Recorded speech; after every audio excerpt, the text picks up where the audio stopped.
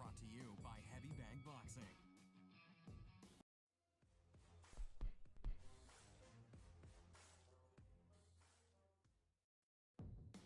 This is the show that has hosted everyone from Sugar Ray Leonard to Keith One-Time Thurman. This is Tough Talk Tonight, brought to you by Heavy Bag Boxing.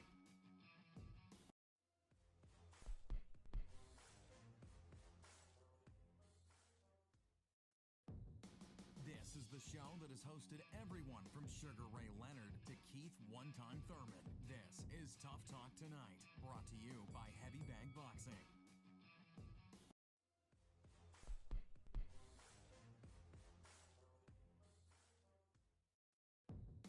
This is the show that has hosted everyone from Sugar Ray Leonard to Keith One-Time Thurman. This is Tough Talk Tonight, brought to you by Heavy Bag Boxing.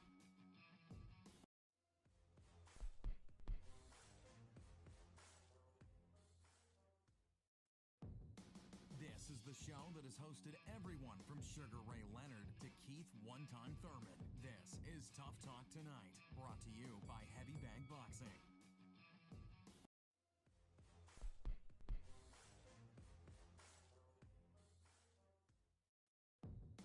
This is the show that has hosted everyone from Sugar Ray Leonard to Keith One-Time Thurman. This is Tough Talk Tonight, brought to you by Heavy Bag Boxing.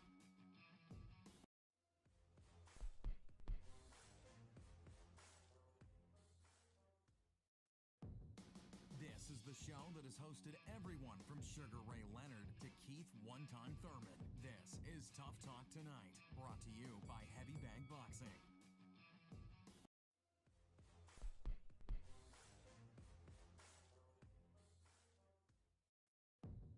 This is the show that has hosted everyone from Sugar Ray Leonard to Keith One-Time Thurman. This is Tough Talk Tonight, brought to you by Heavy Bag Boxing.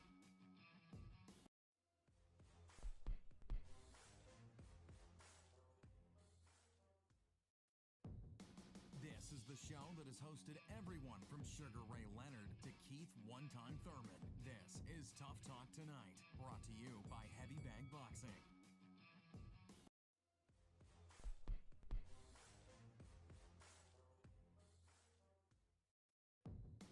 This is the show that has hosted everyone from Sugar Ray Leonard to Keith One-Time Thurman. This is Tough Talk Tonight, brought to you by Heavy Bag Boxing.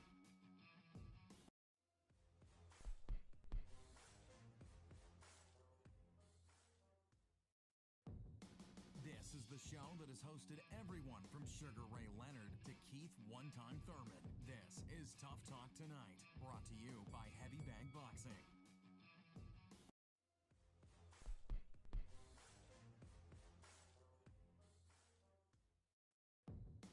This is the show that has hosted everyone from Sugar Ray Leonard to Keith One-Time Thurman. This is Tough Talk Tonight, brought to you by Heavy Bag Boxing.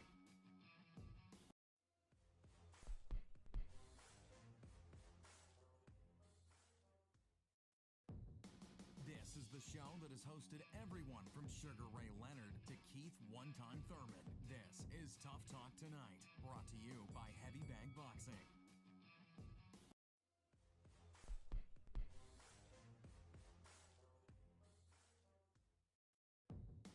This is the show that has hosted everyone from Sugar Ray Leonard to Keith One-Time Thurman. This is Tough Talk Tonight, brought to you by Heavy Bag Boxing.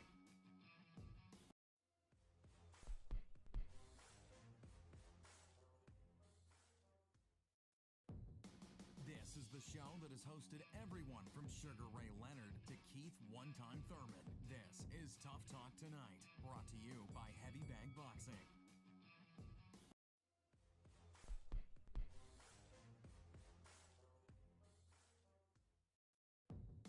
This is the show that has hosted everyone from Sugar Ray Leonard to Keith One-Time Thurman. This is Tough Talk Tonight, brought to you by Heavy Bag Boxing.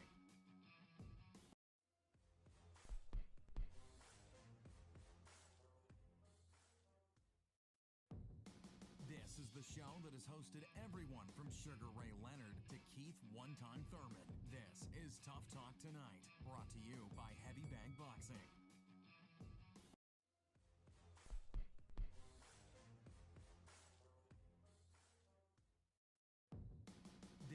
show that has hosted everyone from Sugar Ray Leonard to Keith One-Time Thurman. This is Tough Talk Tonight, brought to you by Heavy Bag Boxing.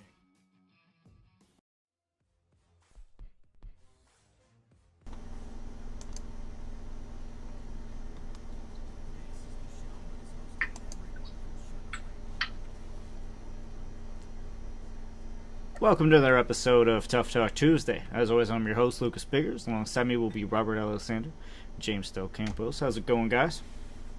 Really good. As always, Tough Talk Tuesday is brought to you by HeavyBagBoxing.com. Go check us out on all social media at HeavyBagBoxing. All right, guys. I think we should start out talking with a little bit more of current news, okay? Today, the first press conference for Fury Wilder. I don't know if you guys had a chance to see it or look at any of the happenings, but what did you guys think? A little awkward, right? Very awkward. Again, it's awkward. It kind of looks like I was thinking. Wilder is. I don't know what's going on with Wilder right now. Fury is always crazy. We know that, but I don't really think this was the fight he wanted. I think he wanted the fights with Joshua. So, I don't know, Lucas. This thing really seems awkward. He's not wanting to talk. Like, Wilder's just being so awkward and having the headphones on. He's not really paying attention to any of this. Is this just a ploy? Is this to hype himself up? Or is he just really emotionally not invested, like Fury said? I think he's fully invested. His approach is a little different this time. He's got a new trainer. It looks like it's making a difference from what I've seen. I hope that his boxing skills have really, really increased. His footwork is, he's always had decent hand speed, but, didn't show much of a jab, very little head movement. Hoping that all changes, and he's a much improved fighter. As far as his approach, to this fight and the whole thing with Fury getting in his head, who knows how that's going to play out? And it will to some extent because Fury's just really good at it. But I'm just hoping that the fact that Wilder's got a bigger trainer in his corner that he's working out with, not so much sparring, but working out, that could really affect his head movement and his, upper body movements, and something that he really needed, I felt, might make the difference. So hopefully Malik Scott's working on all those angles, and it makes a difference. It could be a really, really good fight. Mm-hmm. I'm hoping, because I'm just not the biggest fan of the heavyweight division. It's just sometimes a little slow for me, but this could be good. It can be. I think both of their fights were pretty damn exciting, so hopefully we get in one that's going to be just as much. Rob, is this to sell tickets? What was your initial reaction to the way Wilder's been acting? You know what? That's the crazy part about it is I don't know. I don't really know, because this fight right here is for all the marbles. Period. It's for everything for both guys. It's 1-1. Regardless of what people think, that's really what it is on paper. It's 1-1. It's for who calls the shots in the heavyweight division, because the next step is for all the titles. So, and it's bad blood. It's really bad beat. So what I'm hoping is I'm hoping Wilder really is training hard. I'm hoping that he's really learning new things. I'm hoping that he really watched the tape and looked at the mistakes that he made. I'm hoping that he corrects it. And Fury, I just want Fury to bring that same energy he did in that second fight. Damn the first fight. That's over with. I want to bring that same energy he did in the second fight. Try to knock the guy out, and let's see what happens. But as far as Wilder goes, man, maybe he might be trying to take this to the new era in boxing and try to make this a WWE event. I don't know what's going on. I think he already grabbed kind of everybody's attention by the way he's acting, so If it wasn't a promo and just like want something to do that, I think it definitely worked its way in there now. So now, Rob, you said you believe this is a 50-50 fight. Absolutely. Again, like I said, it's 1-1. And do you think Vegas is going to reflect this as a 50-50 fight? No, I think Vegas is going to put Fury ahead. I think they're going to put Fury. But you know what? Can you blame them for putting Fury? This is what I was trying to get to. Like, who's the true favorite going into that third fight? You know, it might surprise you. It might be a slight favorite. It really might. It might be a slight favorite at that, especially if they start releasing tape on Wilder and what he's been doing in training camp. You know, that's all it takes for people to be like, oh, he's going to be back and whoop Fury's ass. You know, that's all it's going to take. And then the odds are probably going to slip. But right now, you have to put Fury as the favorite. The main factor is he's got under his skin so much, and it was so bad the last time out, he's got to be in his head. I mean, yeah, he's definitely in his head. But it's a matter of, you know, have we seen improvement already from Wilder? Because I've already seen some tapes where he actually is moving his feet a lot better. You know, he seems to be at least more stable. We already know Wilder's going to throw his crazy, you know, outlandish punches and get the crazy style in there. And part of that has really worked for him because he is so awkward and unorthodox. It's hard to predict where those punches are coming from. So with him having his actual boxing feet and being properly positioned may actually be a detriment.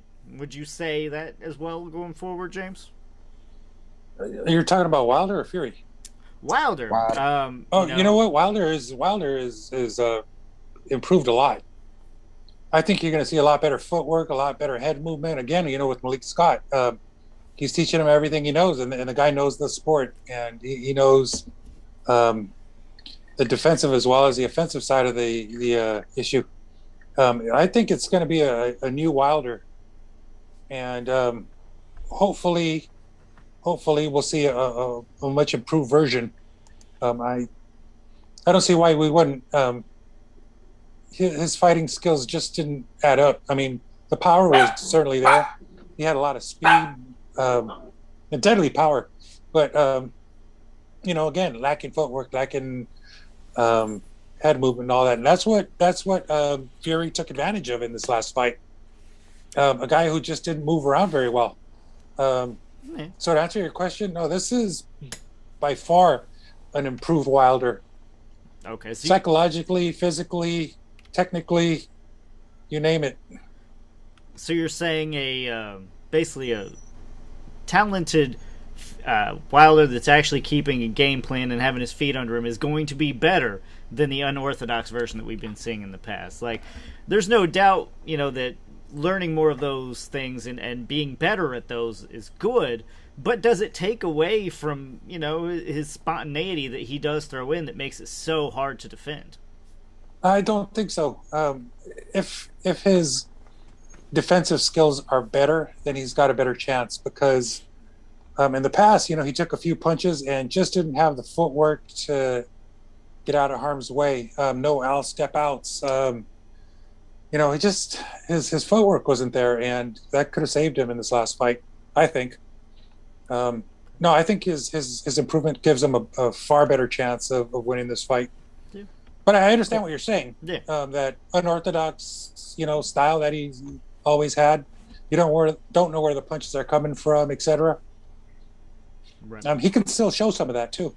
He can show old Wilder, new Wilder, mix it up a little bit. Yeah. He's box a little bit. Who knows? Who knows what'll happen? Yeah. Rob is saying it was a 50-50 fight. Do you think the improvements made to Wilder actually do make it about a 50-50 fight? Going back to the odds, they're pretty close. If you had Wilder to be is a bookie, minus 125. I'll give you the numbers right here from one of the websites there that I follow. Wilder minus 125, Fury plus 105. That's going to change a little bit. It might get a little tighter, but I think you're right. It's 50-50. Mm-hmm. That's close enough to me. That's a toss-up. All right. Especially this far out. Do you agree, Sakura? You feeling one way or another specifically about this? And because you're a little bit late, I want to get your take also on the craziness that Wilder's doing in this first press conference here today earlier. Sorry about being late, guys. All right. The only thing I can say is I've always thought the fight, not just this fight, but their entire 3 fights are going. They were all 50-50 to me.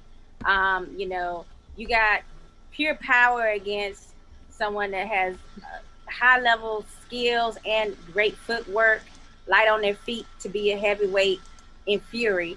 I mean, so it's always been, regardless of Deontay's skill per se, I've always felt that it's a 50-50 for them because the power is such the equalizer, right? Mm-hmm. So, I mean, that doesn't change for me. I still think that, 50-50 is, pretty much where the fight should be. And that's why I've always looked forward to this fight more than an AJ versus Fury fight. And and really the reason why is just because, I never could see a way for AJ to overcome Fury's superior skills, or the fact that AJ has never had quite the type of chin that I would like for him to have. So I've just never been able to overcome that obstacle in my mind. So for me, the Wilder fight is much more exciting. It's much more intense, just based on the fact that I feel that at any moment the fight could go either way. So that's always been my take on it. Yeah, I don't think a lot of people would agree to that, but I do. I wanted to see the rubber match. I wanted to see, a finale first before we move on to something else, because that's still going to be left there. And you know what? It was good. We were all expecting that fight next, and then we surprisingly kind of got, Fury Wilder 3. So add a little bit of drama in there is never a bad thing for boxing. Yeah, we got detoured a bit. Especially UK fans, they really thought this was going to happen. I don't think that they were, told any information about what we were hearing here in the States with that arbitration. So I think they were really caught off guard by the switch back to Wilder.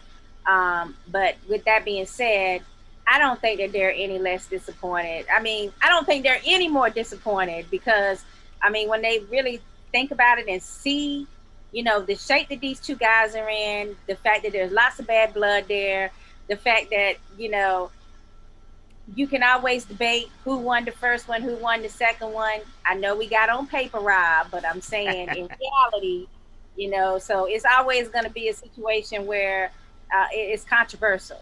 So a third fight, like you said, could solidify who the winner of the trilogy is, more so than who's the winner of the actual fight. So it would just put it all to rest, one way or the other. Would it though?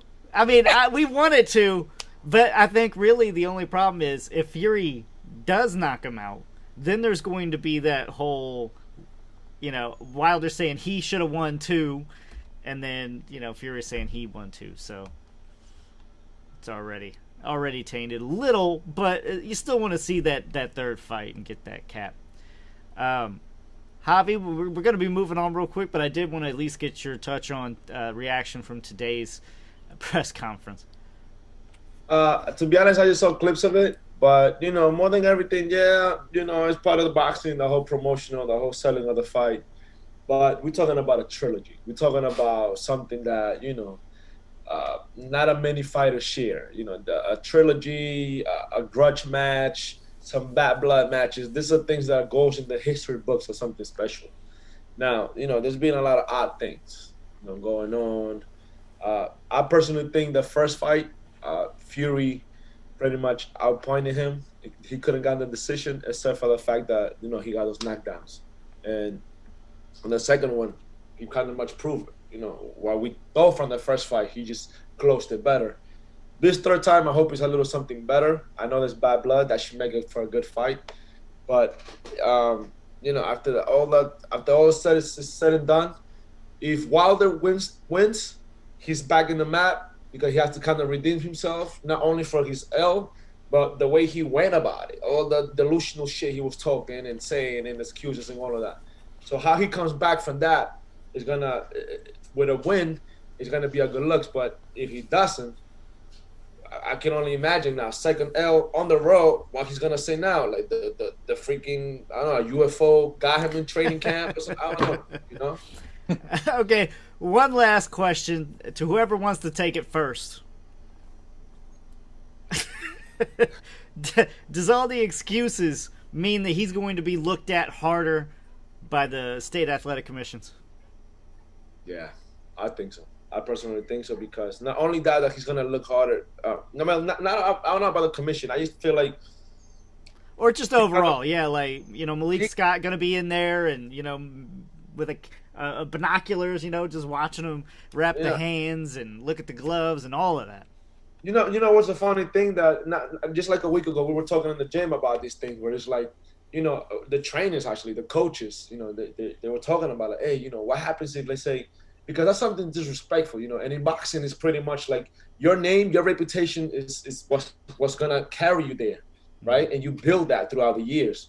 So the coaches were talking about it. So how would you feel if your fighter that you've been working with them for years loses it, and then all of a sudden they start blaming you of spiking their water after all those years? Like, somebody that you work with, and this is from the coaches, you know, this is like professional coaches that got champions in the corners, you know what I'm saying? And I would just like, you know, let me hear what they have to say, what they have to say about this shit, you know? And they were saying, like, you know, that's kind of foul. Now, not only for his old training, but even the new trainers that are gonna work with him is like, yo, you know, this guy could flip on me anytime. You know, if I don't do something or some shit, I don't know. Honestly, I think he put that pressure on himself with the fans, more than the commission, more than everything. I think it's with the fans, because the fans pretty much want to see, okay, he's been talking all this stuff, so let's see now that you supposedly your custom is not gonna be heavy, your water's not gonna be spiked, you know, your I don't know, whatever you say, those things are not gonna be there. So now let's see what you're gonna do. And if he don't deliver, it's gonna be bad, I think. You know, boxing fans, you guys are pretty much really, really hard on the champions. Well, to answer your question though, Lucas, hell yeah, he's gonna be looked at with a fine-tooth comb. Yeah. Malik Scott is gonna be in there. He's gonna be checking the raps, probably say a few things. Referee's gonna be hard on him. You know, and there's other stuff too, like that crap that he did in the clinch. They're gonna be looking at that. They're gonna be trying to make sure he don't be trying to do no shenanigans in the clinch for Fury and stuff like that. Yeah, this is gonna be a heavily referee bout. I mean, the referee's gonna get involved. They're gonna stop it to see if he's got his hand, you know, in the glove part down in the wrist instead of, you know, where it's supposed to be, supposedly. Mm-hmm. So all that stuff. I mean, I think they will keep a closer eye. You know, who knows? But all right, go ahead. I really don't see that they would do anything different. I mean, they're always under scrutiny before the fight, and you know the gloves are always checked, and I really don't see anything different. You don't see, but what I do see is that the refs will be. Do we even know who the ref is at this point? I don't Probably think so. not. It's a little young, a little early in the game, but you know, with all the claims that he made about, you know, getting hit late, and which he did, honestly did, got hit late a few times, got rabbit punched a few times. In that regard, yes, but as far as, you know, the pre-fight, I think that's all scrutinized to a point where it's hard to do anything different. They'll be there to check the gloves, as an example. They always have. Right. We'll see. But you know what happens when you make excuses? People hold that against you. People will remember that. People don't forget. And they're going to say, okay, now tell us what your excuse is if he doesn't pull this off. And it's just not a good thing. It's not a good look to make excuses like that. It's just really poor sportsmanship, and that was bad on his part. I think he probably realizes that now. Let's see what happens. And as much as I want to move on, that leaves open another question. Is that the true reason why he didn't really talk at all today? Basically, because he knew some of those questions were going to be shot his way. Like, what did you say about this and this excuse and this excuse? But by shutting down completely, he was just like, yeah, at least it looks like a persona that I'm putting on. I think the most egregious thing he did was getting rid of Mark Breland, who really brought him up, really, brought him along as much as he did. That to me was the, just really, really total sense of betrayal there. I think this is what I see. Who knows what he was thinking, but that's what he did. And hopefully, with his new coach and everything, we'll see a better, more improved version. That's all I can hope for as far as his new coach goes. Yeah, I'm really hoping Malik Scott's a good for him. I mean, we just want to see a good fight. That's all. Malik Scott's a very intelligent man. I've been listening to a few podcasts that he came on. Very well versed. Really, really good coach, I think. Really, really intelligent. He's a good guy. He's the good coach. But to kind of add to your point, James, I personally think the same way. I feel like it's not even about him parting ways with Mark Breland, because sometimes you kind of outgrow that person, right? It happens. Sometimes you're a fighter. You go so many years with somebody that you've been from the amateurs and when you first turn pro. Sure. You outgrow. You're ready for the next thing. So I'm not really, about parting ways, but the whole accusations and the blaming and pointing fingers. That's to me what it said about like his character, because the man, like, he didn't have to go through all of that. He could have easily shut all that shit down with saying, you know what, I took my L, I'll be back, just like some other fighters do. But he went to certain stand, and every week he has something coming up with the shit became a show. You guys remember there was memes and a bunch of other silly stuff going on because he was kind of bringing that to his own. So I feel like that's he has a lot of answers. I mean, a lot of questions and a lot of answers that he has to give us as fans, as boxing, and not only to us but to himself. Yeah, I don't think you're going to get any of those answers. But real quick, I have to do this just because I'm back at it, y'all. My name ain't Rob. Okay, I'm back at it. Wilders, I'm back on the Wilder train. He's my man. I know I said it before that nobody could beat him. He's gonna come out here and prove that last fight was a fluke. All excuses aside, Wilder is my man. I'm back on that Wilder train. Should have never been off the Wilder train. That's what's wrong with these fans now. You one loss and it's like it's over here. They keep it wagging like tap rank. They dropping them like flies. One loss, they dropping them like flies, kind of like what they did to my man Rodriguez. How let me know when we get to that point. I got a little something to say about that. I can't wait to hear that. That probably will be your rant, Javi. Go ahead, Lucas. I'll keep it short. All right, he lying already. Yeah, let's go now, and good transition would be Sakura's tweet of the week. Okay, so we got Shakur Stevenson fresh off his win last weekend. I mean, here's the quote. And Tim Bradley, you funny money man, my guy. My last 15 fights, you've been calling me the truth, saying I should be on the pound for pound list when I was like 12-0. And now I have one dull night and you acting like I'm this super boring fighter. Now stop it. Crying emoji laughing. I mean, where do I start? Guess what? Bradley told the truth about the fight we did. And it's doesn't mean that he doesn't still think that you are a pound for pound fighter. It doesn't mean that he doesn't still think that you're the truth. It means you gotta be more entertainment. I feel like boxers need to stop wanting people to just, only agree and walk on tiptoes around them and not say certain things. Take this constructive criticism for what it is. And maybe, guess what? Bradley knows, being that he's gone through some ups and some downs in his own career.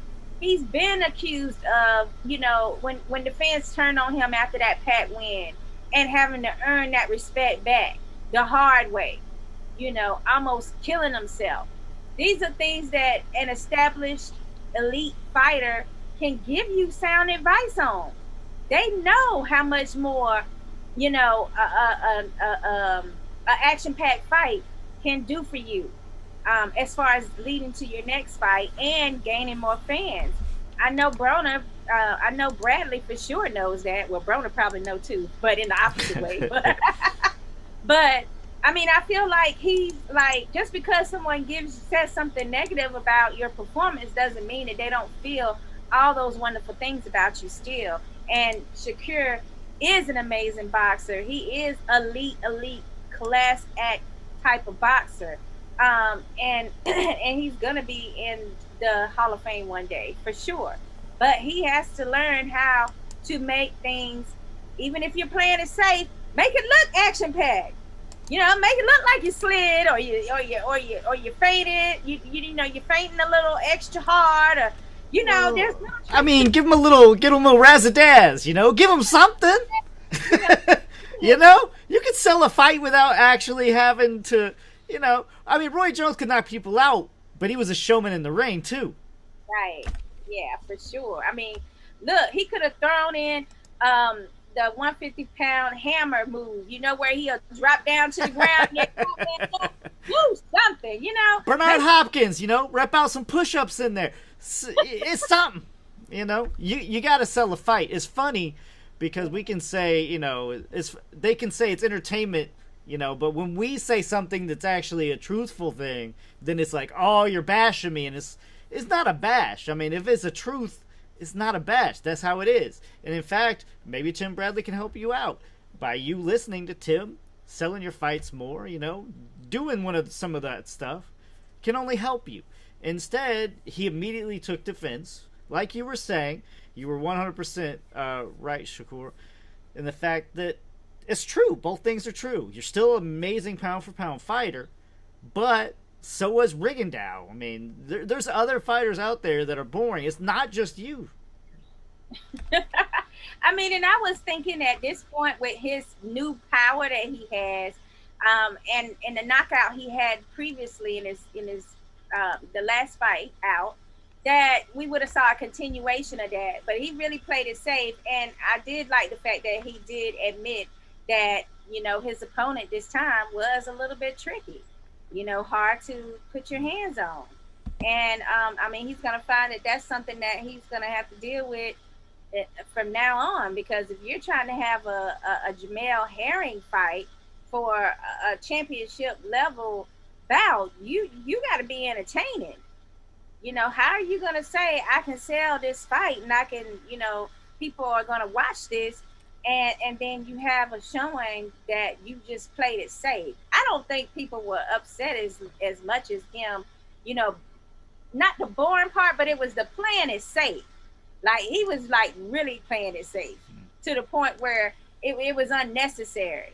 But one thing that I found that might have been true, my boxing lover, he says that he was like, you remember when they put those stats up, ESPN threw those stats up on how many, punches he had missed and dodged, and you only were able to land 4, jabs on him in the previous, bout, this type of thing. Now that's in his head, and he's thinking, damn, now I got to keep up these stats. I got to keep up these numbers. I can't let this dude hit me no more than 4 times. So sometimes these stats work against you because you're trying to keep it in your mind, and you don't want to lose that type of record. So who told you that? I said my boxing lover. Okay, that's exactly what I was going to say. To a T, exactly to a T. For whatever reason, Shakur has it in his head, and they put the graph up, and they really gave it to him, where they gave him some props about him being the best defensive stats that they've seen thus far. And then they're trying to compare him to Mayweather, which, of course, the kid is trying to compare himself to. And that's where the issue lies, is that Floyd's numbers were down, when he had the less riskier fights, but those numbers should go up. And why it should go up? Because you have to put on a show. You have to take the risk. You have to put up the offense. And that's what this kid needs to learn. Because I don't give a damn if you want to sit here and try to make a claim to fame that you're the best defensive fighter ever because of stats like that. We don't give a damn if you're not going to put up a fight. That's true. I mean, and people like to forget, like, Floyd Mayweather wasn't always so guarded. I mean, at times he would come after you, especially young Floyd. He made it entertaining in the ring, too. I mean, a lot of people call Floyd boring. I think it's not really necessarily Floyd boring. It's that they want to see Floyd get knocked out, so they're trying to see some punches on him, not vice versa. So it is what it is. I mean, I like Tim Bradley in there because I feel like we never lost Teddy Atlas. You know, they let Teddy Atlas go, but it almost seems like Teddy Atlas is just a remote. You know, it's almost like he's talking straight through him. Just say, okay, I'll say that, and you know, it feels like we didn't lose Atlas. Yeah, you got to commend. Before I go to anybody else, I want to finish the rest of what I wanted to say about it. But I want to commend that whole panel, that whole commentating panel on Saturday, because usually that's the hometown fighter, quote unquote, so to speak. That's their guy, and they didn't hold back. And I mean, even including Andre Ward. Now, Andre Ward kind of buttered it up a little bit, but what he said though was right on about the kid. You have to learn how to take, and you could tell he was speaking at him. You have to learn how to take these type of fighters and put them out. You have to learn how to do that. Mark Kragel from home even, and I'm glad they said this on the air. He said, quote unquote, you know, why is he still standing there with this amateur style fighter? He needs to step up his game or people are going to call him boring. And he hit the nail on the head. So if you don't want to sit here and don't want to be criticized for being called boring, and then you have quotes also after the fight telling people, oh, well, he had power. You didn't want to run into his power. That's not a pound for pound fighter to me. CJ Hooker says Shakur is still growing. I believe he is saving his best for the big fights. He's not going to get to those big fights, though, with fights like this. It does not help build the fights because no one cares. No one's going to want to see him fight. You have to build a fan base to have that big fight. And right now he's going against the grain. And if you ask me, he cares a little bit too much about maybe what some of us think. Because why are you on Twitter looking what Tim Bradley said or, you know, caring that much? You know what I mean? You just keep doing your thing. Try to sell your fight as best you can. You should not be letting this get to you. It was about 10 tweets with all kinds of different, you know, performance type tweets. You know, the first one was the apology saying that he just wasn't feeling that well. Then over the course of the next couple of days, it changed to one of the last exchanges being about Bradley. So, like, if you're going to say you're not feeling well, that's feasible. I could get that. But now, after 10 tweets later, or ever how many it was, you know, and now you're, you know, saying Bradley shouldn't be saying these things. Yeah, it seems like you're doing damage control. Yes. Well, he was in the damage control mode. There was a statement that came out, and I'm not into tweet so much or Twitter so much, but it was to the effect that he wasn't feeling well. So he understood that his performance wasn't very exciting. There's one thing about his opponent, though. He really, really didn't close in. And so it really does take two to tango. And Shakur never really had a lot of opposition that night. The guy was just there to collect, I think. Nevertheless, he should have gotten him out of there. He got a good knockdown, a relatively good knockdown. I don't think it was a solid punch that put him down I think it was the fourth. But overall, the performance was really, really kind of lackluster. I mean, previous fight against Toka Konklari was actually pretty good. He showed some killer instinct in there. He did a lot of the right things against a guy who had a lot of experience.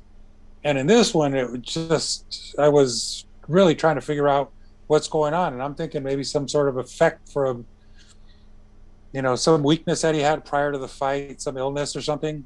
Maybe he wasn't 100%, whatever.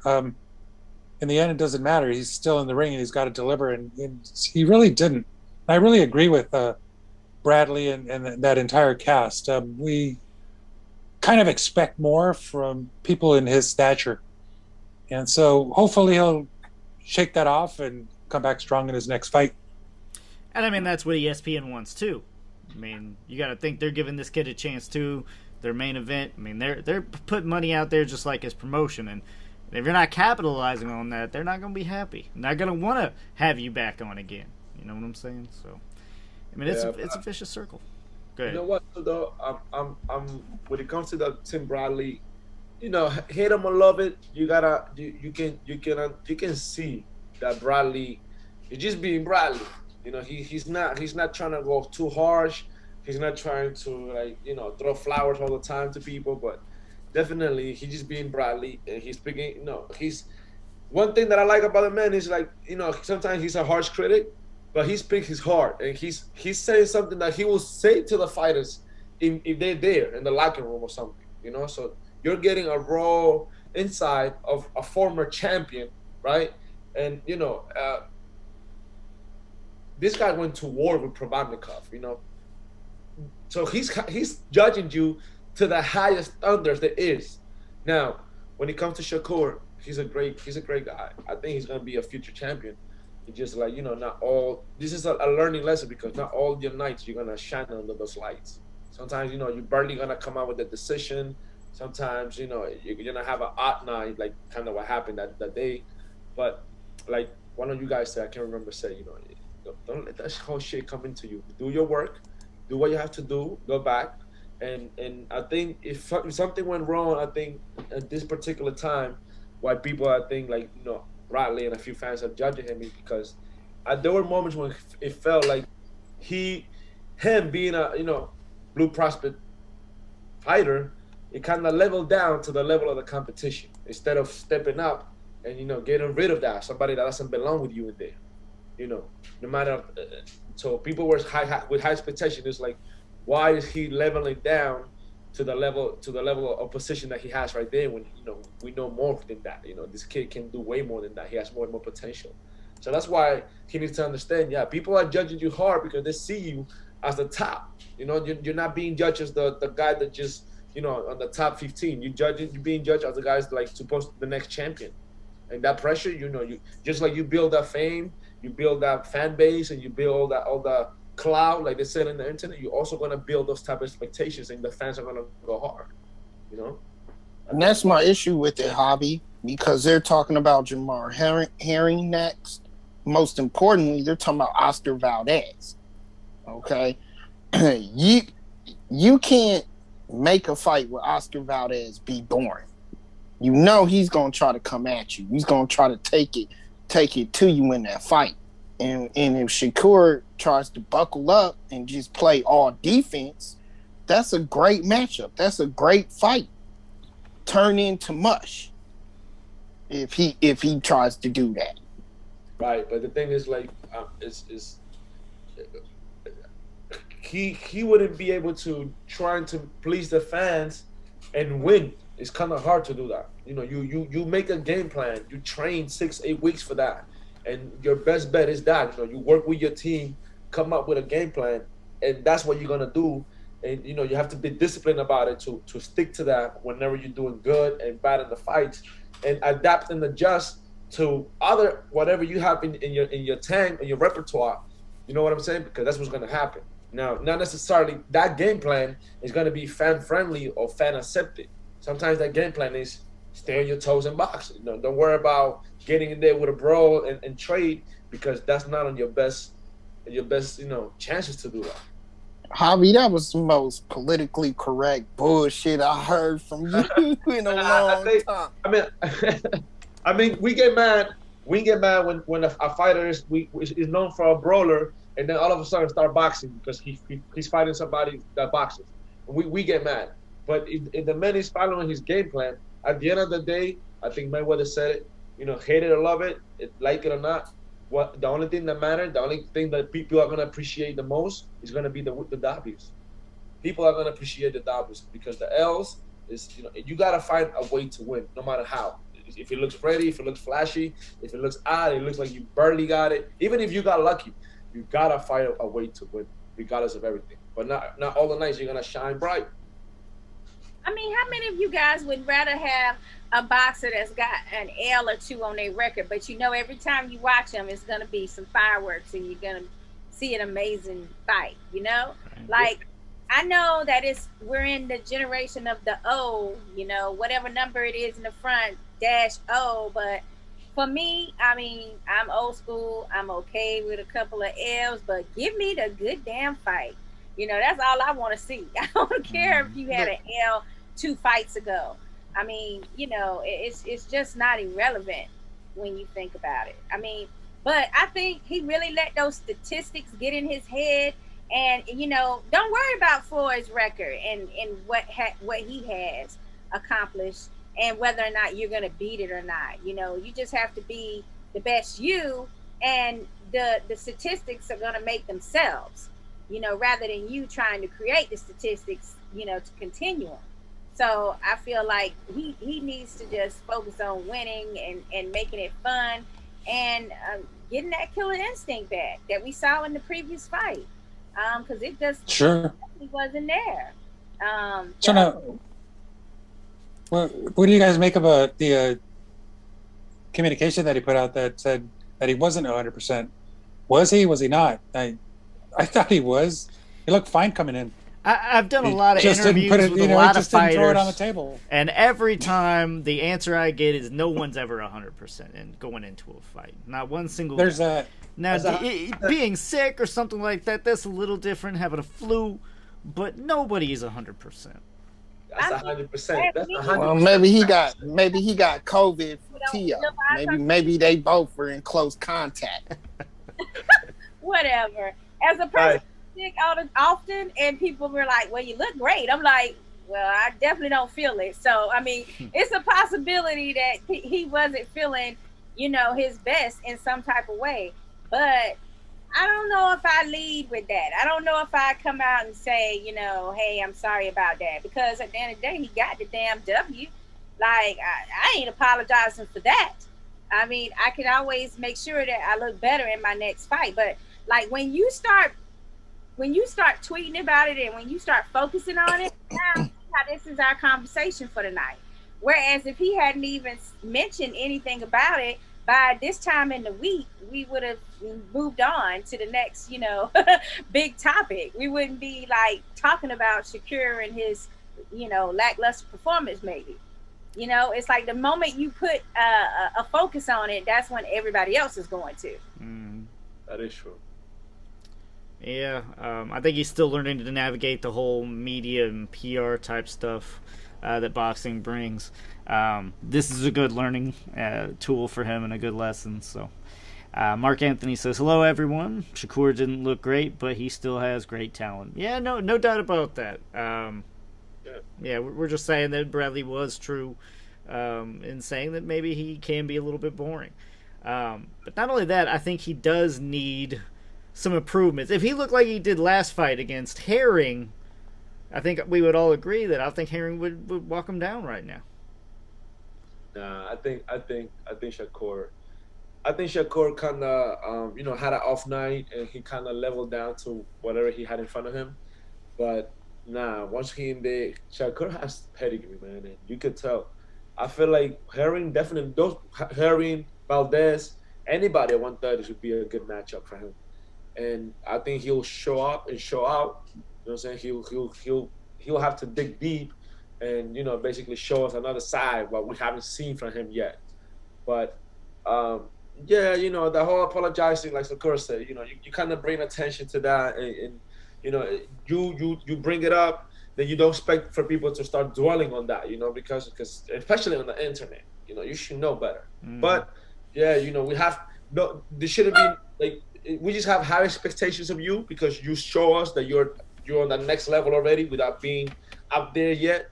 So that's why people have high expectations of you, and just that's it. Carry on, keep doing your thing, come back stronger. You wanna come back from this, or you have to come back stronger. That's it. That's true. Mark Anthony continue here to say, "Let me speak on behalf of my son." Talking about Mark Anthony Jr. "Every fight he has had, he has never been 100%. Many fighters say this has been my best training camp and blah, blah, blah. But, that's what they're supposed to say. So yeah, that's 100%. Yeah. That's 100%. No, and I think it goes beyond just fighters and everything. I think every time you do something, even as a human being, as a person, sometimes you make these big decisions and you're not at your 100%. But so you go for it. And these fighters that I work with, I'll say 8 out of 10, they're definitely not at 100% when they're going in there in the ring. Agreed. All right, let's move on here. Rob, you spoke on it a little bit there, but apparently Teofimo tested positive for COVID-19, and the fight has been canceled. As far as I know, it's postponed. It's not postponed. It's completely canceled, right? No, it's postponed to August. Is it? Okay. Yeah, August 24. Oh, I thought it was postponed. I mean, canceled completely. So did I. But... Yeah. So according to ESPN's latest and what everybody's saying, this weekend's fight was canceled but moved to August. So that's where everybody's thrown off because they're saying canceled, but then they say not moved to August. Hey, there's a big difference between canceled and postponed. You can't cancel. No, it's been moved. It's been moved. Okay. Yeah. The wording, you can't say canceled, but that's just me. Anyways, it's been moved. One, you think it's because there wasn't enough hype. Also, that it got canceled because a lot of people believe that maybe, that's the reason. We look for excuses sometimes if, a lot of money involved in these things. Well, all I know with the money that Trilla paid to secure this bout, remember that? How much they bid to get to me, it doesn't even seem pay-per-view worthy, even. I think maybe they were... I was thinking when I first heard it, like, my initial reaction was, oh, we messed up. We are not going to get our money back out of this fight. Yeah, $6.5 million or so. So you got that kind of money on the line just to secure a prize fighter. And, now that, you got this concert in the middle of it, apparently that was the arrangement where you would have the undercard starting at like 1 p.m. And then after those initial undercard participants, you'd go into a 4-hour music concert. And then you'd go back to the boxing for the main and like maybe 2 more fights. That's a lot of time.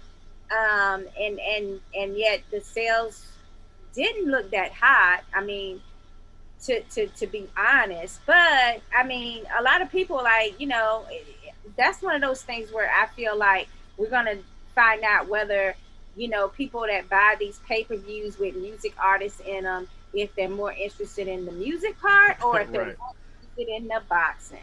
And what we just saw based on that is that people are not necessarily interested in the music because the music was going to be 4 hours. That's longer than the whole boxing card would have been. So I think that's a learning experience. But hey, he could have COVID, but it also could be very, very nice for that to have happened at this moment so they can have some more time to get, some sales up and everything. Yeah. But Tio, he doesn't want to look bad in this either. Like, he can't afford to have a boxing outing and have low number turnouts either. Like, that's not what he wants personally. Well, that's also what I was going to ask you guys. I mean, do you actually think right now that Teofimo is currently a pay-per-view star? Because right now, I think he can be when he's built up to be, and he has a couple more fights, a couple more, astonishing wins racked up. But right now, I don't see it. I don't see the pay-per-view there, especially not against competition that's not more greatly known. Like a little Chico would have been more of a pay-per-view worthy name. That's a good question, and that's a good question. But to answer the part about Tio, look, Tank to me is iffy as a pay-per-view star right now. But that's what he says he wants to be. Mayweather made it happen. We also have to draw in the fact that Tio just re-upped his contract with Top Rank. That just happened. That's why he was there. And with the upping of the contract, he upped all of his purse amounts, all of his purse numbers. So if you have a fighter like him who's demanding this money, who's garnering the interest, little as it may be, he's getting interest right now, or drawing it at least. And you as the promoter, he says, I want to be pay-per-view. The way things are built right now, I think you have to let him. If he wants to build himself off of that, yeah, you might have low ball numbers or low draw numbers right off the top. But as he continues to build himself there and gets those matchups and keeps winning, or at least keeps putting out a good, matches, like good brawls and everything like that, then why not let him build himself as that and market himself as a pay-per-view star if that's what he wants to be? Because it kind of don't work like that. Like, it's a double-edged sword. You're pay-per-view worthy when people are buying your pay-per-view. Not necessarily the box office and the actual on-site ticket sales. Just because they didn't, they weren't doing that well, doesn't mean that Triller wasn't going to make all kinds of money on the actual pay-per-view for people that want to watch it at home. But if you want me to believe that I've spent my money in a valuable way as a promoter, I'm going to need to see them numbers on both. I need both of those numbers to look good. And if Tio, he's saying he wants to be a pay-per-view star, I see him as a pay-per-view star, but I'm with Lucas on against worthy competition. But against worthy competition. Now, not to beat down anybody that he's fighting right now or have fought in the past, I really feel that if he wants to be a pay-per-view star, the best way to do that is to fight the best. Because then you don't have to worry about whether people want to see it or not. They want to see it. So that's how. I really agree with that. The Lomachenko Lopez fight was huge, and then I can see why Top Rank, just wasn't into this Cambosos arrangement simply because it wouldn't sell, and I guess Aaron felt that it wasn't really pay-per-view material. Who knows? But as far as the card goes, I think the entire card is canceled because it's no longer showing up on BoxRec. So it may have been canceled in its entirety. And this was in Miami, correct? So Yes, nice. yeah, not showing up.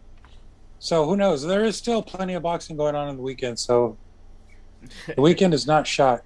No, and let's go to the next one here. Oh, I was gonna say, by the way, I mean, if they were gonna choose a date close to August 21st, you're looking at a Pat Spence fight. Like, do you really want to be competing pay-per-view numbers with a fight like that? So, just for the record, ESPN says move to August 14th. Yeah, okay, so it would have to be the week before. But see, now Yeah. that's 2 pay-per-view fights in a month still. Like, kind of like how we were talking about June was going to be something like that. But, like, you can't have but so many pay-per-views back to back. Yeah, because Pacquiao is the 21st. So still, you're right. There is, more than one pay-per-view in the period. So CJ Hooker says, I think Tio is going to relinquish his belts and move up to challenge Josh Taylor at 140 for the undisputed junior welterweight title. I think that would be good. In fact, that's pay-per-view worthy. Right. I mean, I think everybody would buy that. That is pay-per-view worthy. This fight, though, I didn't see it as pay-per-view worthy. But while we have Top Rank on discussion already, let's move to this weekend's fight on ESPN. The Monster Inoue taking on Das Marinas.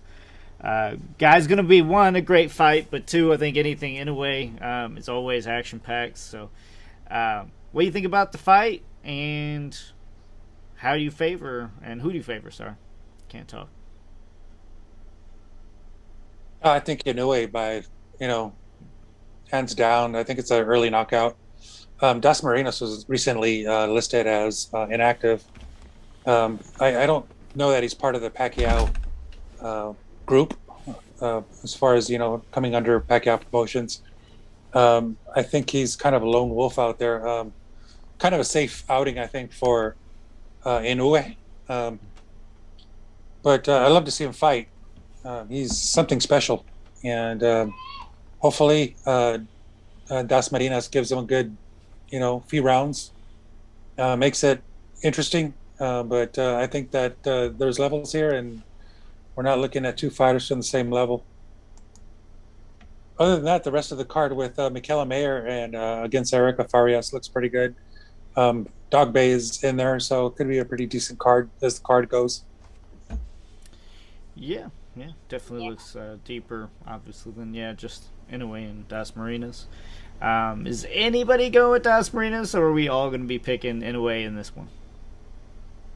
I'm excited to say, for once, at this weight class, I'm looking forward to seeing a knockout, because that's what Inoue gives us is fantastic knockouts, crazy even at this weight.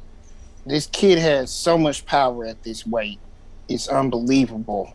And that's what I'm looking forward to, is a vicious, crazy knockout.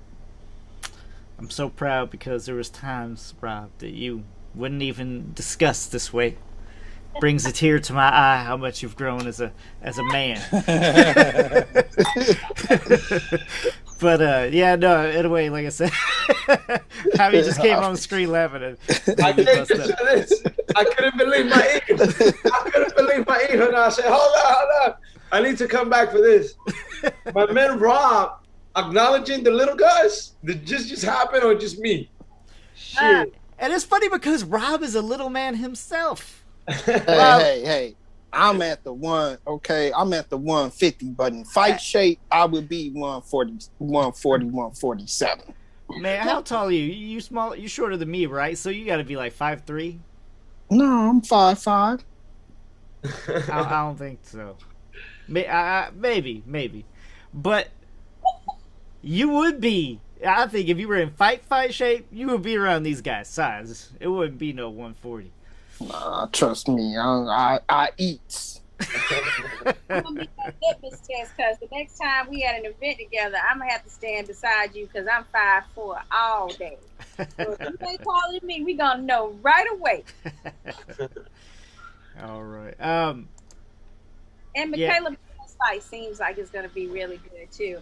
Yeah. I mean, for the Monster, I hate to be mean, but I'm just ready for this fight to be over, because I'm ready for that damn rematch, baby. With O'Nair. That's what I want. Ooh. Shit. That's going to be good. But looking at this fight, I mean, you got the Monster versus a guy whose A-list is hot and spicy. So, I don't know. That doesn't sound too exciting. We're going to have to pay for that rematch. You know that, guy. We're going to have to pay for that rematch. I'll pay. I will pay. I'll gladly pay. I mean, I'm paying. That's I'm just saying. We got to. That's one of the most awesome fights I've seen. That was just an immaculate fight. Never forget that one. It was amazing. There's some serious injuries in that fight. I mean, Inoue had a broken eye socket. What do they call it? The orbital bone. And I think a jaw or a nose broken or fractured. Donaire took his lumps, and man, it was just best ever. So yeah, I agree. I'd love to see that again. So we all agree this is kind of a placeholder fight, but still a good fight to watch on the weekend. It's a placeholder to get us to what we want, that pay-per-view showdown, that second fight. So hopefully we'll be getting that. However, we do have some hors d'oeuvres, like he was talking about with Michaela Mayer versus Erica Farias, and Adam Lopez versus Isaac Dope. All good fights on ESPN this week, and continuing that, though, we also have fights on Showtime. Or at least, I don't know about much of a undercard to that, but we have Charlo versus Montiel. And guys, is really anybody picking against Charlo would be the discussion here. No. We So, are not. oh, go ahead. I was just saying, no, we're just not. I know. I cannot go against Charlo at this point. I mean, that would just be very, very bad odds. So that's just. I think for Charlo, as middleweights go, he's at the very top of the heap. There's some decent fighters at 160, but I think it's all about Charlo and his WC middleweight belt. With a guy who is not so well known, he's got one fight under his belt that I recall that was against, I believe it was Kirkland, and that's all I know about him. But I know the odds are not with this guy. Undercard shows Francisco Vargas against Isaac Cruz, and Angelo Leo is in there as well. Miguel Flores is in there, so that's a pretty decent Showtime card. I don't know why I'm not showing that one. I must be looking at something else. So I don't see those listed on the undercard. And I was looking forward to it. So we can see where Angelo Leo is. That's recent. Division. Yeah. So, for me, it's Charlo all the way here. This is just a fight to showcase on Showtime for him to stay busy. James, the other notable fight that you probably would not remember that Montiel's been in was him getting knocked out in the second round by Munguia, which guys also fights this weekend as well. Got cleaned out. Mm-hmm. But yeah, that is true. Poor Munguia. I mean, he done had so many another fight fallout, yeah. Cancels and injuries and fallouts. I mean, this last guy, he didn't even give a reason. Like, there wasn't even a reason that was published as to why this guy pulled out of this fight. What was his name? Well, he was supposed to fight Sawicki. He is still fighting, but he's fighting Camille Samarta. Yeah, he recently fought Golovkin, was it? Mm-hmm. Yeah. It didn't do too well. Well, we gotta, we just, I mean, the main thing is just to see Munguia stay busy at this point, because this fight was rescheduled so many times that, he's not staying busy. So that's the main thing for this particular bout.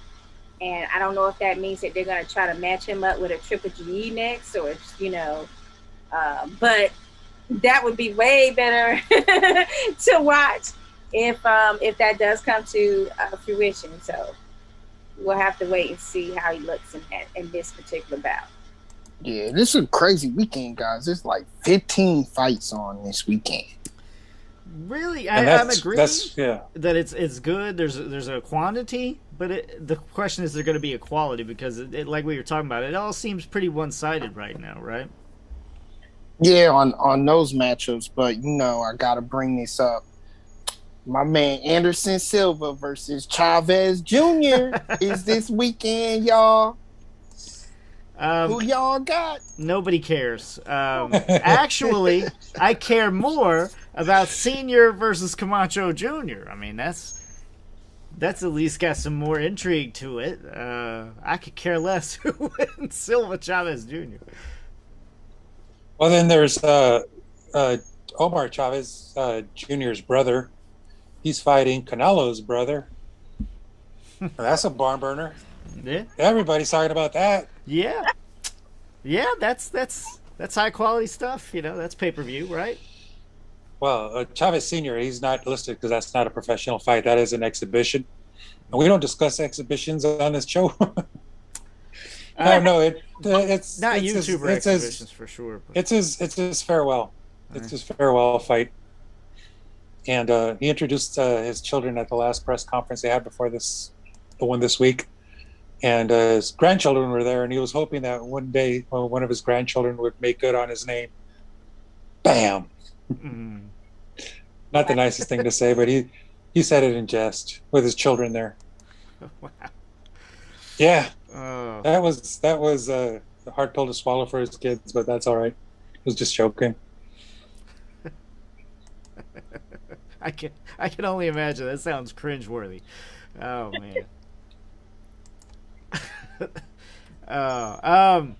Does anybody even know who Munge is fighting? Because last I saw it was still TBA. No. We told you. Munge is Camille Zermeta. Oh, It's who Golovkin just last beat. That's right. Okay, Yeah. we already touched. And so the other cat that fell out, I think, fell out 2 or 3 times on this fight. Sulecki had some sort of elbow injury or some recurring thing, and so he's out.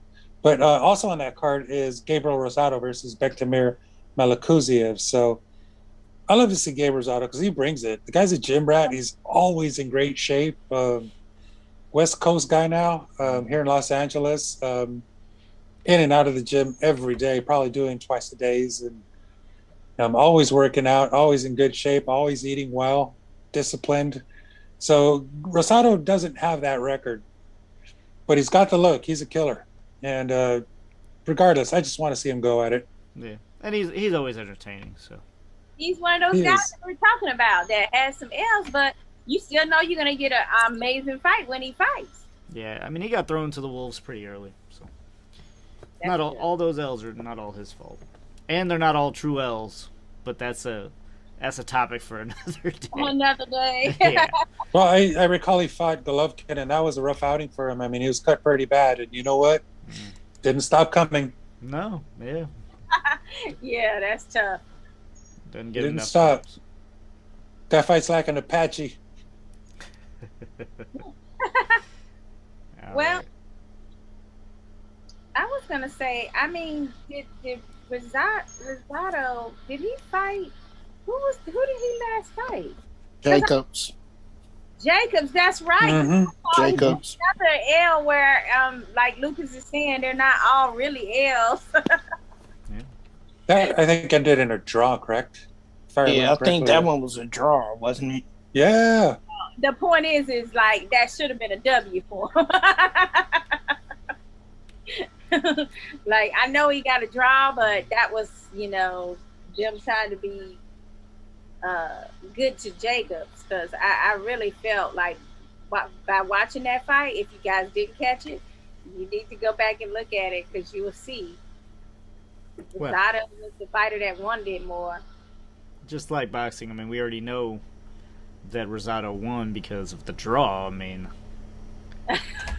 if he gets a draw, then he won because, he's never the favorite. Okay. Yeah, I'm sorry. Yeah, I thought we was mistaken, guys. No, he did not get that draw. He did get that loss. I thought it was an L, but I couldn't remember. Yeah, it should. But I was been, saying, I think even if that's it was a why draw, we were mad. he would have won. It should have been a draw, but he got that loss. It was a split decision. Okay. Okay. So one judge had a draw. Gotcha. Yeah, he was, like I said, he's thrown to the wolves early. I mean, he had an early fight against Angulo. And he wanted that rematch. I remember him telling us he wanted that rematch. He wanted to be able to avenge that loss.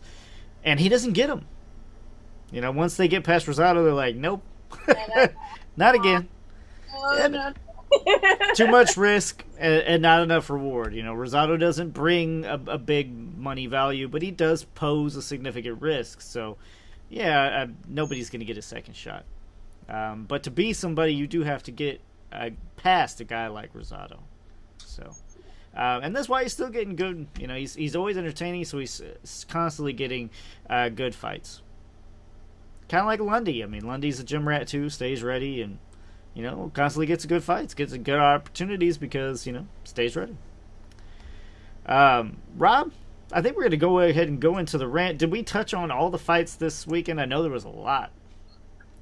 Those are the main ones. We pretty much touched on everyone. All right. Yeah, let's go ahead and go into your rant. Rant. That would be Hobby's rant. No, my bad. You're rapid fire. I have one As I'm week not- off, and then I just fall apart. I'm not making this up. This is actually on the rapid fire. You guys have pretty much touched on it, so I'm glad you did.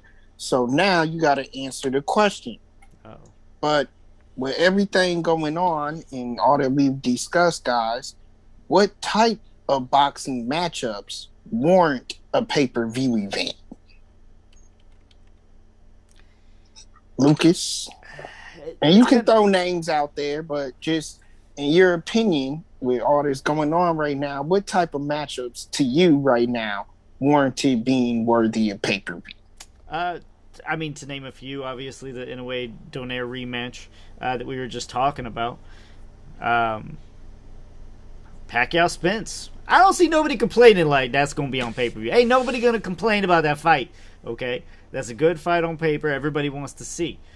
So basically, any good matchup that's pay-per-view worthy and a little bit of action to it. I mean, right now, those are two that are actually confirmed fights. Are you saying something that would be like a dream matchup? No, well, no, just a pay-per-view one matchup. That's all. That's a good answer. Those are good answers. Mike Tyson versus anybody too. But the question the question is about the criteria. No, what type of matchups that you see right now, or that you would like to see, would warrant it as being pay-per-view? Most definitely the Inoue Donaire. Obviously, the Taylor Lopez, if in fact he vacates and jumps up to 140, which I think he's you can add me to that pretty too, much Rob. there. No, I'm on a list. I'm making a list. I'll tell y'all why in a minute, because you know I'm baiting you. Go ahead, I'm sure. James. There's definitely the Canelo plant, and I think that's coming. Anything else? There's a few of them out there that I'd like to see. There's another fight coming up for Oscar Valdez pretty soon. I don't think there's an opponent. Top Rank might make that pay-per-view. There's Does a that lot of killers warrant at 130, so we'll see how that goes. Or is there a certain I think matchup so, you want to see him in? Is there a certain matchup you want to see him in? I'd love to see him fight. So just about anybody. Yeah, that's there's just so many in that 130 division. So it's it's hard to say, but hard to say. Hard to say which one, and it's the fact that he's top you ranked. had good ones. You had good ones. Shakur, what to you warranted a pay-per-view matchup? I mean, for me, that Pac Spence comes to mind first for what's coming up currently. A Canelo Andrade, a Canelo Charlo, a Canelo Plant, any of those Canelo matchups. Basically, just to say in a nutshell, I feel like, when you got prize fighting, known names fighting each other, not to say someone that doesn't have a well-known established name doesn't have any merits, but just saying, like, it makes it more hype. It makes me want to pay my money. And of course, I want that monster versus Donaire. As far as like any weight division? Yeah, any weight division, what type of matchups? Just period in general. What type of matchups would you pay to you warranted a pay-per-view fight? Logan Paul KSI to start with. Two? Or would that be the trilogy? That would be the trilogy, right? And like I've said before, trilogies are very special in boxing. But AJ and Fury will be one. I'll be gladly to pay. Also, I would say Canelo versus Beterbiev. I would take that in the one hand for unifications. Yeah. I will also take Charlo versus Canelo. I'll take that. I will take Spence versus Bud Crawford. I'll pay for that. Shit, who else? I think I don't know. That's it. I will not. I will not pay for Mayweather and his YouTuber. CJ Hooker says Tank versus Loma. That as well, definitely. It's a good one. Definitely. That's a good one. A very good one. So I say that to say this, and I'm not really baiting y'all, but a lot of the stuff that we're seeing coming out right now with the pay-per-view draws and everything like that, we're not necessarily seeing a whole bunch of these matchups being made. What I do see going forward are guys like Tio coming out saying, I want to be pay-per-view. Guys like Tank coming out that are saying, I want to be pay-per-view. Based on this list that you're mentioning, I don't see Tank versus his next Barrios on that list. I don't see the Charlo brothers against any of their opponents that they're facing recently on that list. I don't see Josh Taylor even showing up on a pay-per-view fight right now. Guys, all of these stars that are coming up in boxing right now aren't making these types of fights. Why is it? Why do you think that's happening, and how can we get it to stop? Well, one of the things that Javi just mentioned was Crawford Spence, and that's the one that really stuck out to me. I just don't see that being made, being that they're from different cartels. I think that's the key reason that we're not seeing a lot of these fights. It takes a lot to get some of these fights done, and in a case like that, PBC Top Rank, it just not going to happen. I stopped wishing for that one a long time ago. It became a pipe dream. A lot of these other fights can be made. We'll see how it goes with Taylor and Lopez. They're from the same team, under the same headquarters, and so hopefully that can be made. So I have to ask all of you the question. I'm going to start with you, James, since you chimed in first. What's wrong with a fighter like Tio or Tank demanding pay-per-view right now to get their status put up there, to work their way up to these type of matchups, because they're not getting them anytime soon? You don't just get pay-per-view status. It doesn't happen overnight. It's not a gift. You really got to work for it and build up a fan base and work all the angles to get to that point.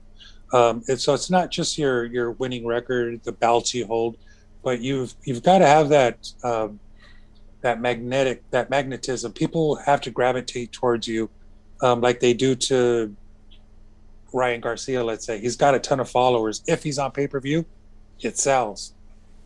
Mayweather, if it's on pay-per-view, because he's such an entity, it sells. Some people have it, some people don't.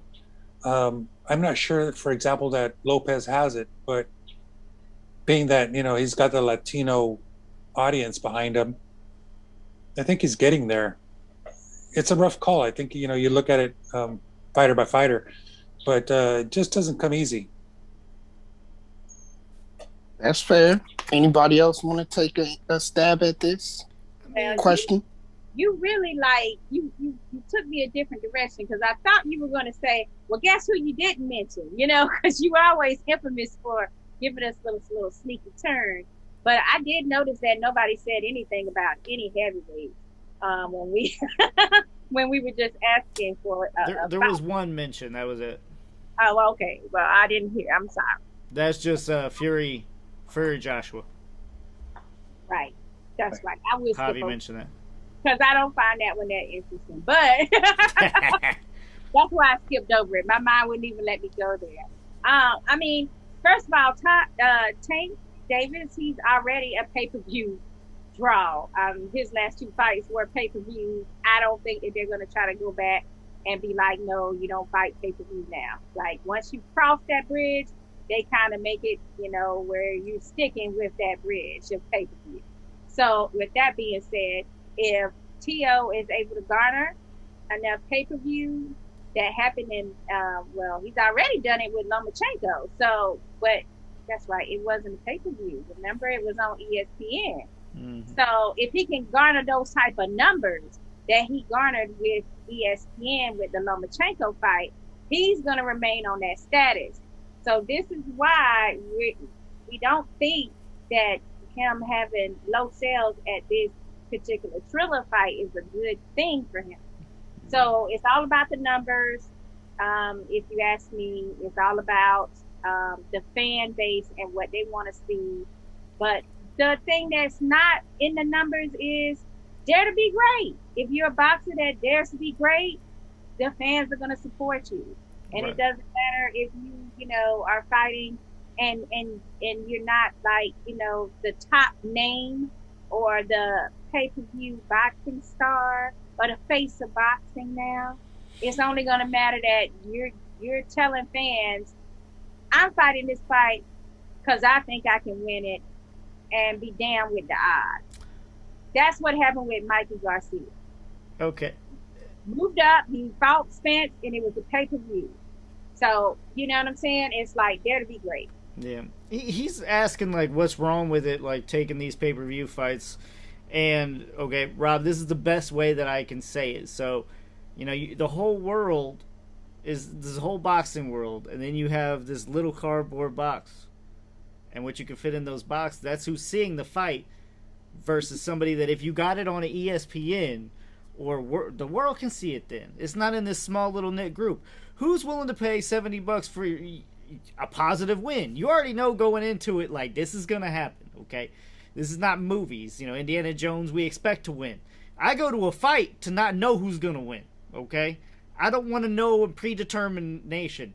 So those fights that are already, you know, the one-sided, clearly probably going to go T.O.'s way, that needs to be on HBO. You know, that needs to be on ABC, Fox. Get as much eyes on it as possible to build fan base, to then warrant that pay-per-view stardom. He has to get there, and he's not there yet. You know, a lot of people forget that Gotti and Mayweather, they put in the lumps. Pacquiao, they put in the lumps to build pay-per-view to what it is. And now people just want to chime in for fighting a nobody or for fighting, you know, just a regular fight that should not be pay-per-view. And by him doing this, it will shoot himself in the foot because he is narrowing his own audience. So I can't argue with that, being as the Charlo brothers are one example. They tried to do a double pay-per-view last year and failed miserably. They're back to regular Showtime. Yes, it does go back.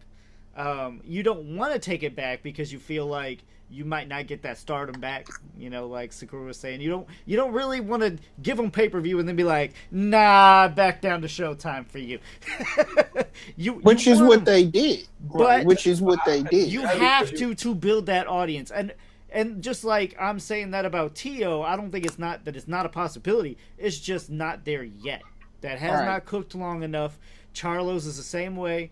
You know, it could be there down the road, but you got to get them big significant wins in front of an HBO crowd, in front of an ESPN crowd, in front of the world. Get something to spread viral. You know, sell yourself, and we'll get there, but not yet. You are narrowing your own audience by trying to put yourself in these pay-per-views, which very few people, and probably like your own little small knit group of fans, is purchasing anyway. All right, so I kind of take back what I said about Charlos and their felling, because the last point that I want to make across, everybody chime in if you want to, but they did do pay-per-view. They did all right numbers. They're back on regular Showtime. They're not getting any matchups. They're not getting any pay-per-view worthy matchups. If you take those guys, put them on pay-per-view, because let's face it, Lucas, they've been on Showtime their whole career. Mm-hmm. They've been on Showtime cards their whole career. They haven't done pay-per-view until last year. You put them on pay-per-view, you possibly have to force these higher names to come get them because it's already a pay-per-view level bout. Now, not even only that. Take Josh Taylor, for example, who just unified the title. Put him on pay-per-view. Now these guys all want to fight him because he's already on pay-per-view. What's wrong with being there, putting that aspect of it out there? think the thing that happened with the Charlo twins is just the fact that they made it like a double header with that pay-per-view. So now you have to, like, the fans are getting used to, like, when their pay-per-view is like you get 2 for 1, where you get to see both of them. I had no problems with their opponents either. Both of them had legitimate prize fighters as their opponents in that double header. But now that they've sold it as a double header for double the trouble with the twins, they kind of went with that angle, and now it's kind of like, oh, well, now what do we do? Like, do we package it where now they break off, and now he's middleweight champion, and he's doing his own pay-per-views, and now this one, who's at junior middleweight, Jamel, he's got his own pay-per-view. You know what I'm saying? Like, they kind of packaged it in a way and boxed themselves in on how they package that. Not that they don't deserve pay-per-view status, but I do feel that if you try to do the whole scenario you just said, Rob, which is you get, someone of higher quality and you put them on a pay-per-view and say, hey, this is going to be a pay-per-view. Are you now interested as a regular, as a viable opponent, a big name opponent? Not necessarily, because guess what? Now the numbers got to work. Now the person that's coming in for the Josh Taylor fight is like, well, it's pay-per-view, so I should get more money because it's pay-per-view. So now you're looking at a situation where you kind of like open yourself up for negotiation type issues. So I think that also is playing into why we're not seeing more pay-per-view as well with these prize boxes, because once it's a pay-per-view, everybody's expecting to get paid more. And I think Golovkin is like the perfect example. I mean, he does not have a lot of pay-per-views under his skin, but yet obviously Golovkin brings that pay-per-view quality. I don't think everybody's just pay-per-view. I think it's too common now, and it's getting to the point where, I mean, Golovkin tried to venture out and do his own pay-per-view once too without really a big name, and it didn't float well, okay? But how did he make his name? He knocked people out on HBO consistently. And they were names, maybe not the biggest names, but most of, boxing world knew them. That's what you have to do to at least get to pay-per-view status, but you still have to have that opponent. Without that opponent, I'm sorry, it's back down to Showtime or HBO for you. Man, I still miss HBO.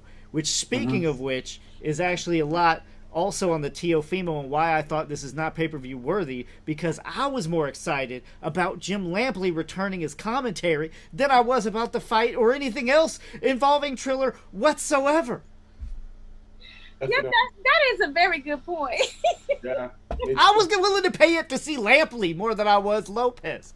That's right. And you know what? It's a shame because Lopez is a great fighter. He is. I'm not knocking that. I'm just knocking the fact that it's pay-per-view. I feel you. I was feeling the same way. I was looking forward to hear Jim again, and even Harold. Hey Jim. That little phrase always at the end of the rounds and stuff like that. So I was looking forward to that. But I mean, everybody. I wouldn't say everybody, but certain fighters wanna be that pay-per-view, that attraction, that main event. That main card.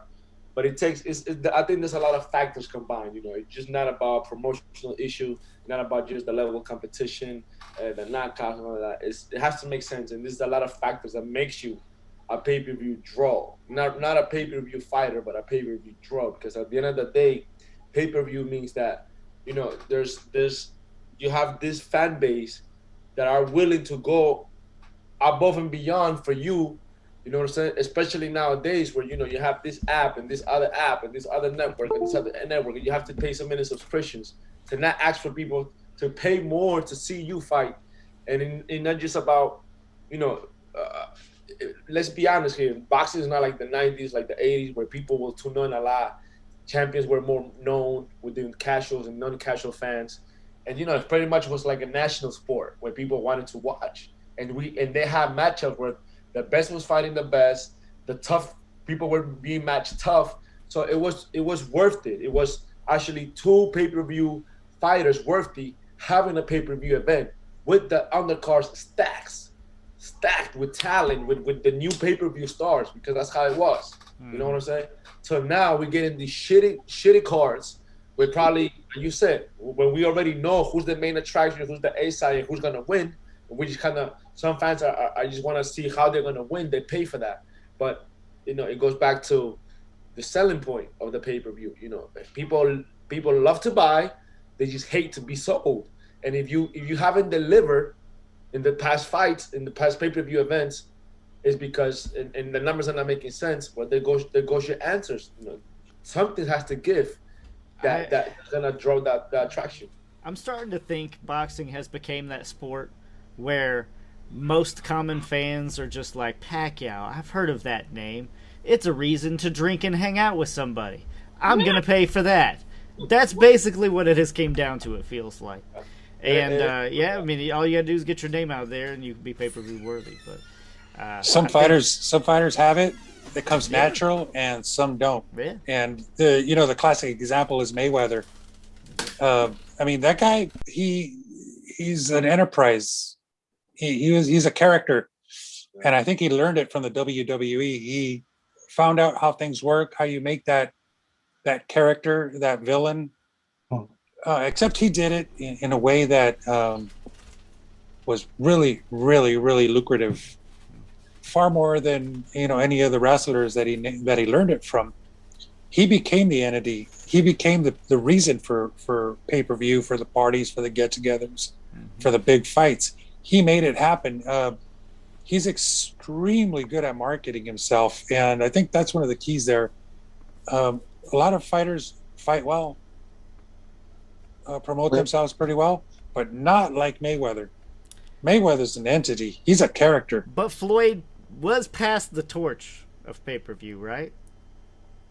From who? Arturo Gotti. From who? Gotti. Without Maybe. Gotti. I don't agree with that 100%, but I could see that point. Yeah. But, but Rob, I think we beat enough. I'm I saying, say that to say this, and this is my final point of the night. So I'm gonna make a prediction, y'all.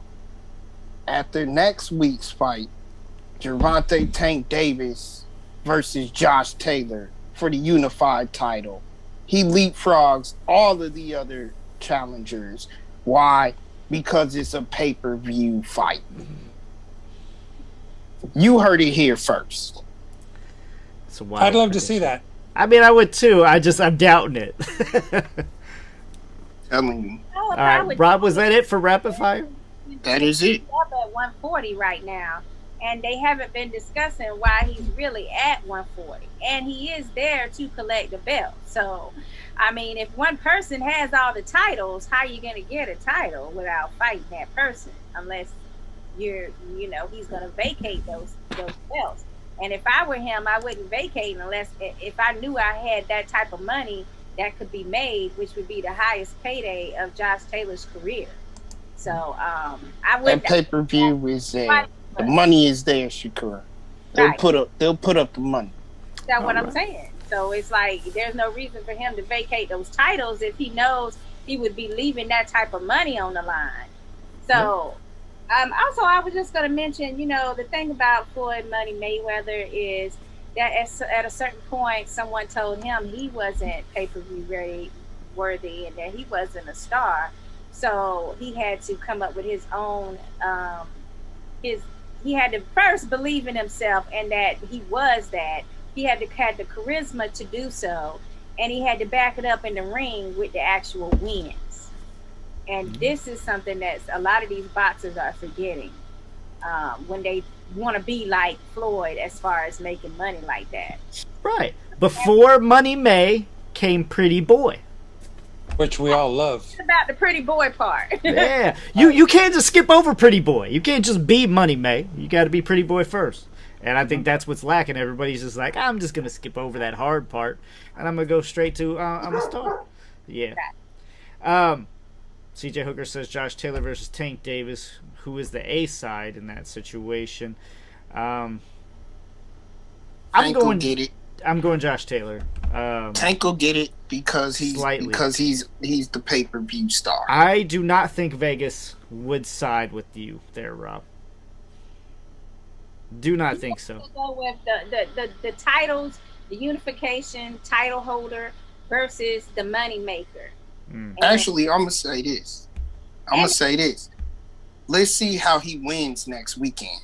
Depending upon how he wins, and I think it'll be a big, huge knockout. But depending upon how he wins, I think that'll tip the scale.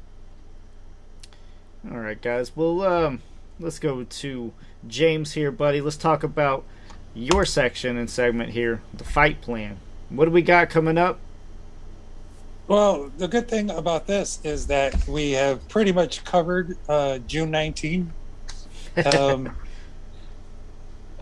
Coming and going, and the only thing left in June after that is from State Farm Arena in Atlanta, Georgia. We have Mario Barrios versus Gervonta, and that's for the WBA Superlight title, featuring Erickson Lubin and versus Jason Rosario, and also Julian Williams has been added to fight Brian Mendoza, and that closes out June 26.